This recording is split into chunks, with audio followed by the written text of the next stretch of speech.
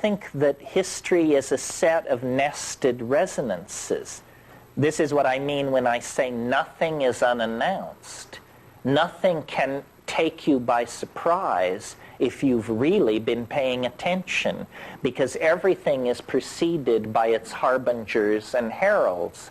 And we are living in an era now where there is a great deal of apocalyptic expectation, anticipation, and hysteria for several reasons. First of all, because Christianity just is hysterical in all times and places. Second of all, there's a built-in goose in the calendar because we're approaching a millennial year, and that always exacerbates this Christian thing outrageously because of the promise made, you know, amen, amen, I say to you, this generation shall not pass away before I return to, you know, clean your plow or whatever it is. And there is the physical evidence all around us that we are the witnesses to a planetary crisis that we cannot control or manage.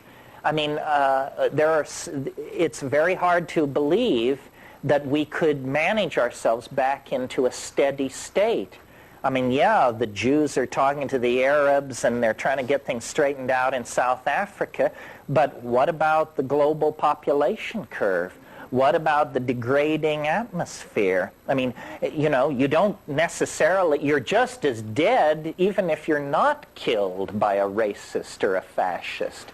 So we can get certain problems under control, but it seems certain problems are beyond our control. Also, there's another level to all this, which is when you take cores from the Greenland ice or make side-ranging radar maps of the Canadian Shield, you discover that we are not the only force for disruption and chaos wandering around the universe looking for trouble. The universe is an incredibly chaotic and unstable place. Planetesimal impacts on the Earth have reset the biological clock at least 3 times in the last billion years. What we have been living through for the past 50,000 years is an unusual era of metastability, and it has allowed us to create a global civilization. But we can't assume that we have 50,000 years of stability ahead of us, or even 100,000 years of stability ahead of us. And finally, you know, this curious resistance to the idea of the end of the world always amuses me, because maybe the world will end and maybe it won't end. But have you ever noticed that the end of your world is an absolute certainty? You're going to go into the yawning grave, and rather soon, I should suspect, and possibly sooner than you're prepared for.